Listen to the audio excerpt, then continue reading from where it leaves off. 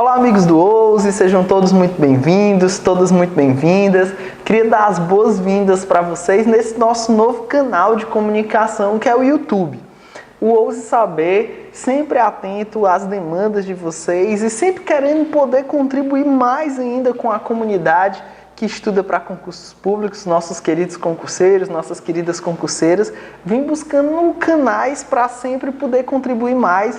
E a gente sempre busca contribuir no Instagram por meio de conteúdos, as nossas postagens. Diariamente a gente faz várias postagens de conteúdo para vocês, mas o Instagram tem essa limitação do número de caracteres. E mesmo os vídeos que a gente faz por lá tem uma limitação de espaço. Então, querendo abrir novas fronteiras e querendo poder contribuir mais com vocês, nós pensamos em inovar, criar o canal do YouTube do Ouse para poder trabalhar temas com mais profundidade, poder falar um pouco mais dos assuntos com vocês e até de forma mais descontraída. O professor Rodrigo Santos já começou a gravar alguns vídeos para vocês e eu venho hoje também dar minha colaboração. Vou ficar sempre vindo aqui para gravar sobre alguns temas que eu considero importantes, que eu acho que vão ajudar vocês, que caem em provas e que costumam ser pouco explorados. E para começar a minha sequência de vídeos aqui, eu vou tentar sempre manter alguma sequência entre os vídeos, eu vou buscar fazer em formato de séries. Eu vou começar com uma série aqui com vocês, com um tema que eu acho que é bem interessante, que cai muito em provas de concurso e que muitas e muitas vezes os livros e mesmo os cursos em geral, sejam de materiais ou até mesmo de videoaulas, não exploram muito. Eu vou tratar um tema aqui com vocês que é o da história constitucional do Brasil, a história das constituições brasileiras. Vai ser o tema da nossa primeira série. Então isso aí já garante pra gente 8 vídeos, né? São 8 vídeos que vão vir na sequência, eu vou liberando para vocês sequencialmente, uma a cada semana, a respeito das constituições brasileiras. Então se preparem aí que a nossa primeira sequência de vídeos vai ser sobre as constituições brasileiras. Vamos trabalhar cada uma dessas 8 belezinhas aqui. E como não poderia deixar de ser, vamos começar pela Constituição de 1824, a Constituição Imperial Brasileira, a Constituição do Império Brasileiro. Que Constituição foi essa? Como ela surgiu? Qual é o contexto da Constituição de 1824 e quais são as suas principais características? Nós estamos no ano de 1924, ou seja, 2 anos depois da independência do Brasil. A independência do Brasil se deu em 1822. E aí é interessante que se diga o seguinte: o Brasil se tornou independente de Portugal em 1822. Nós rompemos os laços definitivamente com a metrópole. Mas o Brasil já não era mais colônia já há algum tempo, tendo em vista que quando a família real portuguesa veio para o Brasil fugindo da invasão napoleônica, naquele momento o Brasil já se tornava Reino Unido a Portugal e Algarves. Então, o Brasil já não era mais colônia, mas ainda estava vinculado em 1822 ao Reino Unido com Portugal. Quando acaba a ocupação portuguesa pelos franceses, quando os exércitos franceses desocupam Portugal, o rei Dom João VI é chamado a voltar para Portugal e o seu filho, Dom Pedro I, fica. Era a velha ideia que o Dom João VI teve, brilhante por sinal, que disse, ele previu que era impossível voltar ao status quo anterior, do Brasil voltar a ser uma metrópole, porque quando se tornou Reino Unido e a família real estava aqui, houve um grande desenvolvimento econômico e cultural no Brasil desse período. Então, Dom João já anteviu que haveria uma pressão portuguesa para restabelecer a condição do Brasil como uma colônia e percebeu que isso seria impossível tendo em vista o desenvolvimento que o Brasil tinha alcançado nesse período. Ciente disso, o que Dom João VI fez? De forma muito inteligente, deixou o seu filho aqui e disse, meu filho, fica.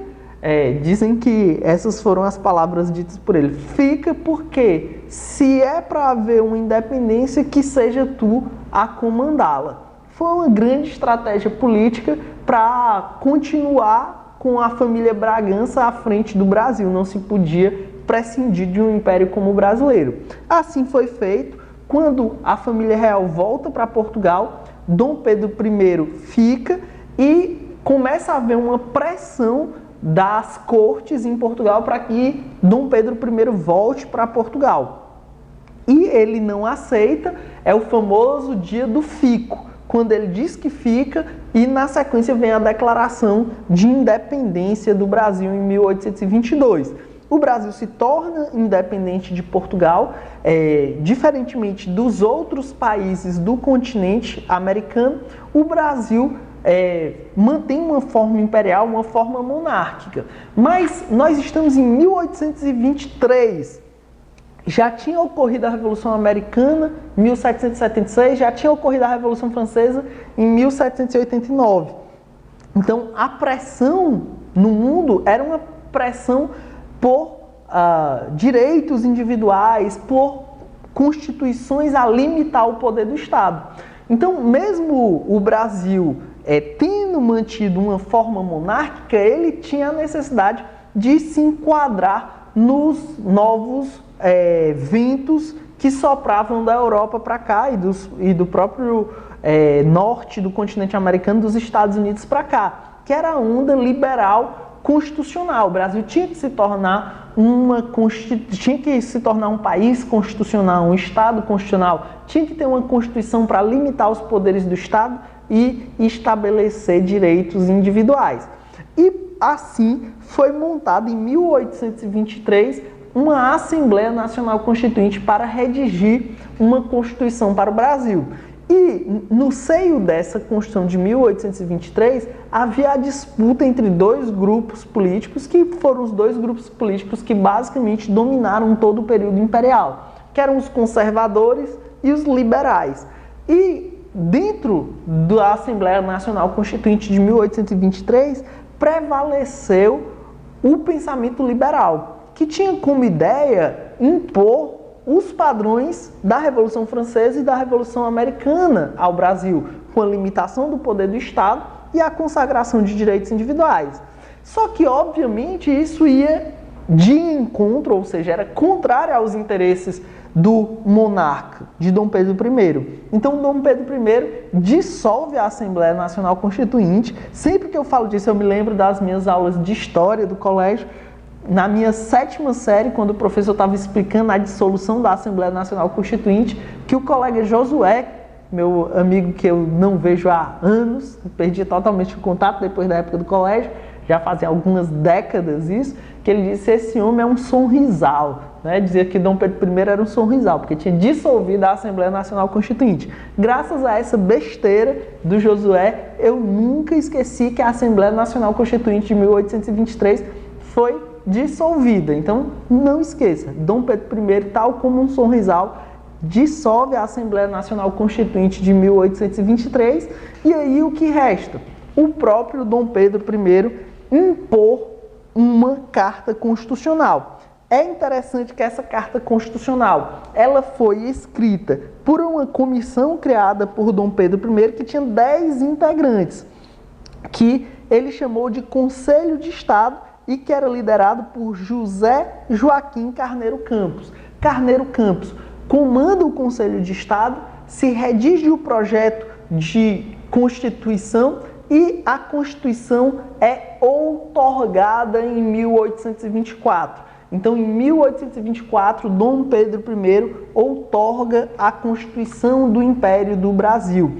Então, daí vem algumas marcas características da Constituição de 1824. É uma Constituição outorgada, ou seja, foi imposta. A Constituição que era feita de forma mais democrática, que era a da Assembleia Nacional Constituinte de 1823, foi dissolvida e o imperador impõe, outorga, sem nenhuma chance para a democracia, a Constituição de 1824. Então, as principais características da Constituição de 1824.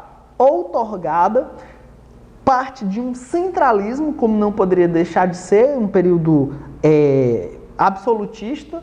Então, parte de um centralismo administrativo e político, tem como grande característica a consagração do poder moderador, a formação de um Estado unitário e a consagração desse absolutismo de forma travestida, como eu vou falar para vocês aqui na sequência. Mas essas são as principais características da Constituição de 1824. O interessante é que numa dessas peculiaridades que são típicas do Brasil, nós somos um país antropofágico, né? Nós pegamos a cultura de fora e mastigamos, ruminamos, digerimos ela de uma forma muito peculiar para a gente. Dom Pedro não queria ficar com a pecha de autoritário. Ele não se sentia à vontade de ser visto como um tirano. Então, o texto da Constituição ele foi escrito em muitas das suas passagens com uma feição bastante liberal, porque queria dar essa impressão de liberalismo. Dizem que Dom Pedro I dizia: eu vou impor uma Constituição mais liberal do que os liberais queriam. São contradições da história constitucional brasileira. E aí, muitos dos trechos dessa Constituição eram eminentemente liberais, trouxe uma carta de direitos individuais bastante extensa, mas, por outro lado, trazia instrumentos de força e de um claro absolutismo, como era a presença do poder moderador. Tinha uma separação de poderes, o que era algo típico do constitucionalismo, mas não uma separação no estilo de Montesquieu, em 3 poderes, executivo, legislativo e judiciário.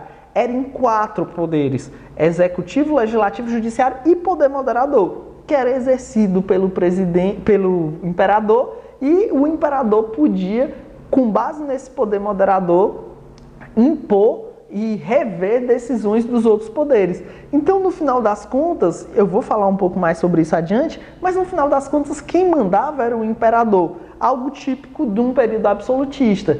O absolutismo, em tese, na teoria, ele não combina com o constitucionalismo, mas nessas loucuras típicas do Brasil, nós criamos uma espécie de absolutismo constitucional, o que é uma contradição para qualquer outro lugar do Brasil.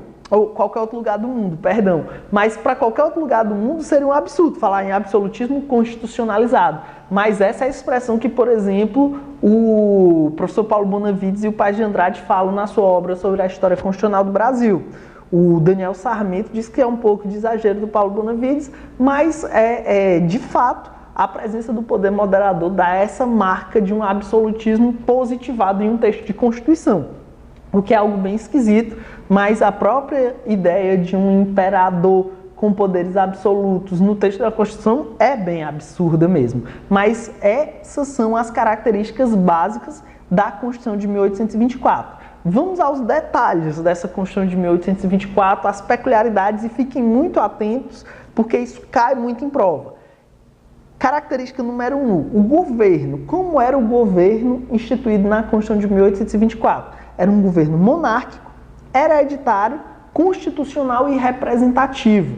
Era representativo no que tange principalmente ao legislativo. Havia eleições para o legislativo. Obviamente que para o executivo não. O executivo era capitaneado pelo imperador e era uma monarquia hereditária. Passava de pai para filho, tanto que tivemos Dom Pedro I e Dom Pedro II. Então, no executivo havia um certo absolutismo, era uma monarquia hereditária, passava de pai para filho, mas no legislativo existia um sistema representativo de eleição dos parlamentares, que já eu falo mais. A forma de Estado. O Brasil era um Estado unitário na época imperial, ou seja, não era uma federação, não era uma confederação, era o Estado unitário. Não havia o desmembramento em Estados-membros. Como todo o poder emanava do centro da capital do Império, era um Estado unitário. O chefe de Estado e chefe de governo era o imperador, com uma peculiaridade. No segundo reinado, na época em que Dom Pedro II estava no poder, durante alguns períodos se instituiu um parlamentarismo. Mas, como é o Brasil, tem que ter suas peculiaridades. Se chamava de parlamentarismo à brasileira. O imperador várias e várias vezes dissolvia, quando o parlamento não atuava a seu contento, ele dissolvia o parlamento e voltava a ser uma concentração de chefe de Estado e chefe de governo nas suas mãos de imperador. Então, durante o segundo reinado havia uma monarquia parlamentarista, mas no primeiro reinado foi um período de concentração da chefia de Estado e chefia de governo nas mãos do imperador. Uma peculiaridade que só existiu na Constituição de 1824 e por isso é muito importante. Nós tínhamos religião oficial, era a religião católica. Foi a única das constituições brasileiras a trazer religião oficial, que era a religião católica. A capital do Império era o Rio de Janeiro, que, por meio do ato adicional número 16, foi transformado em município neutro, era chamado município neutro. Município neutro era como se chamava a capital federal nessa época do Império. E a organização dos poderes era totalmente peculiar, porque, como eu disse para vocês, nós tivemos uma divisão dos poderes no texto da Constituição, mas não era a divisão clássica de Montesquieu, dividida em 3 poderes, executivo, legislativo e judiciário, mas em 4. Executivo, que era titularizado pelo imperador, pelo menos durante boa parte da história do Império. No Segundo Império houve o parlamentarismo, e aí o governo foi dividido, o executivo foi dividido em chefe de Estado e chefe de governo, como eu falei, mas o executivo normalmente era exercido pelo imperador. O legislativo era bicameral, já na época do Império era dividido em Câmara e Senado, e a junção da Câmara e do Senado gerava o que se chamava de Assembleia Geral, era a Assembleia Geral. As eleições para o legislativo eram indiretas e eram censitárias. Tinha que ter um determinado patrimônio. O que significa dizer que eram indiretas? Significava dizer que as pessoas que eram votantes escolhiam representantes e esses representantes votavam nos representantes finais que atuariam na Câmara e no Senado. Então, as pessoas não votavam diretamente em quem lhes representaria na Assembleia Geral. Elas votavam em delegados e esses delegados escolhiam os deputados e senadores.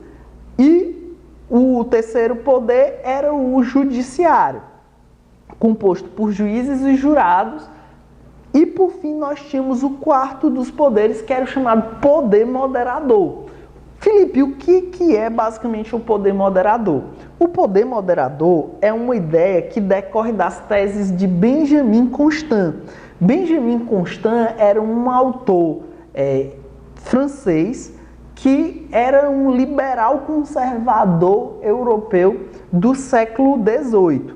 E Benjamin Constant, ele defendia ideias liberais, mas conservadoras, e muitas dessas ideias de feição bastante autoritária. Uma delas era do poder neutro. Ele entendia que a separação de poderes era necessária, mas que com certeza iriam ocorrer conflitos entre os poderes. Então era necessário haver um poder superior aos demais poderes para harmonizar os conflitos entre os poderes. Esse poder neutro seria exercido por um representante máximo da nação. E em vários estados do mundo, essa teoria de Benjamin Constant do poder neutro acabou tendo algumas repercussões. No Brasil, o poder moderador foi instituído com base nessa ideia, ser um representante máximo da nação que viria a harmonizar os conflitos entre os poderes. Essa tese foi defendida pelos conservadores no Brasil. Um exemplo disso é Pimenta Bueno. Pimenta Bueno foi um pensador liberal conservador também do período, um constitucionalista destacado da época do Império, que ele dizia que o poder moderador é a suprema inspiração da nação. E o alto direito que ela tem, nação, a ideia típica do período da Idade Moderna, inspirada até nas ideias de Sieyès, e que não pode exercer por si mesma de examinar como os diversos poderes políticos que ela criou, nação criou, e confiar aos seus mandatários são exercidos. Ou seja, nessa ideia de Pimenta Bueno, o poder moderador ele seria uma representação da nação para que a nação pudesse controlar os poderes constituídos, que são limitados, respeitando, ao fim e ao cabo, a Constituição, que é elaborada pelo poder constituinte limitado. É uma forma teórica de tentar justificar, na verdade, uma grande força que o imperador detinha. O imperador no texto da Constituição de 1824, é considerado o guardião perpétuo do Estado brasileiro, o guardião perpétuo do Império. O próprio preâmbulo diz isso. Dom Pedro I, por graça de Deus e unânime aclamação dos povos, é imperador constitucional e defensor perpétuo do Brasil. Então, Dom Pedro I e o imperador, nos termos da Constituição de 1824, é designado como titular desse poder moderador, conforme previsto no artigo 98 da própria Carta de 1824, e esse poder moderador, ele tem essa capacidade de se impor sobre os demais poderes. É uma forma bastante autoritária de tentar solucionar eventuais conflitos entre os poderes. Acaba criando uma própria forma de absolutismo muito diferente do que se propunha lá na Constituição norte-americana, que era baseada numa ideia de checks and balances, os próprios poderes se controlam entre si. Não precisa dessa super figura do poder moderador para impor nada aos demais poderes. Assim sendo, tinha esse quarto poder, que era o poder moderador, que acabava fazendo com que toda a Constituição valesse, às vezes, muito pouco. Porque se em algum momento a aplicação da Constituição não agradava ao imperador, ao fim e ao cabo, quem impunha a sua vontade era o próprio imperador. Enquanto tinha gente como Pimenta Bueno que defendia a ideia do poder moderador, tínhamos Frei Caneca, por exemplo, no Recife, dizendo que o poder moderador era o poder que era a chave suprema, na verdade, da opressão. Porque o texto da Constituição de 1824 dizia que o poder moderador era a chave dos demais poderes. Alguns interpretavam, aqueles que eram otimistas em relação ao poder moderador, viam essa palavra-chave como sendo significado daquilo que abre as portas, daquilo que resolve os problemas que estão embarreirando o avanço do Estado. Outros diziam que era a chave porque fechava o texto da Constituição na vontade do próprio imperador. Essa era uma das características relevantes da Constituição de 1824, que era o poder moderador, que acabava matando a própria ideia constitucional de liberdade que existia nesse período período áureo da Idade Moderna. Outra característica da Constituição de 1824 é que ela era uma Constituição semi-rígida, ou seja, tinha uma parte dela que tinha um processo mais dificultoso de alteração, enquanto tinha uma parte que poderia ser alterada como as demais leis infraconstitucionais. Então isso faz dela uma Constituição semi-rígida e ela tinha um catálogo de direitos. Ela tinha um catálogo de direitos fundamentais, no entanto, mantinha a maldita escravidão que perdurou no Brasil, sendo o Brasil um dos últimos países do mundo a abolir formalmente a escravidão. Um ponto interessante é que não existia controle de constitucionalidade nessa Constituição. Ela era uma Constituição que tinha inspiração tanto na ideia de soberania do parlamento do constitucionalismo britânico. Se dizia que o guardião e intérprete final da Constituição era o parlamento, o Congresso, a Assembleia Geral, em que pese, de outro lado, tivesse o poder moderador, que dava a palavra final. Então, formalmente, tinha a ideia de soberania do parlamento da Constituição britânica, porque dizia que o guardião da Constituição era a Assembleia Geral, mas, de outro lado, tinha uma ideia, pelo menos no texto formal da Constituição, de uma separação rígida de poderes típica da Constituição Francesa. A Constituição Francesa foi a maior inspiração da Constituição de 1824.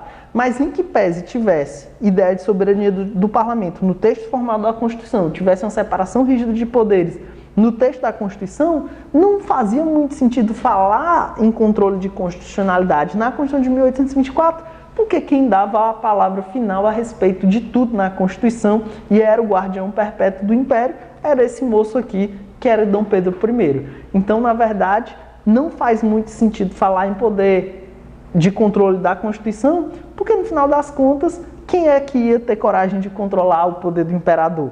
A Constituição era aquilo que o imperador dizia que era. E assim, meus caros, nós encerramos o nosso primeiro vídeo aqui no canal do YouTube. Se você gostou, deixa um like, deixa um comentário aí, deixa uma sugestão pra gente melhorar. A gente tá só começando nossos vídeos aqui e a gente quer sempre contribuir com vocês, tá bom? Então, valeu!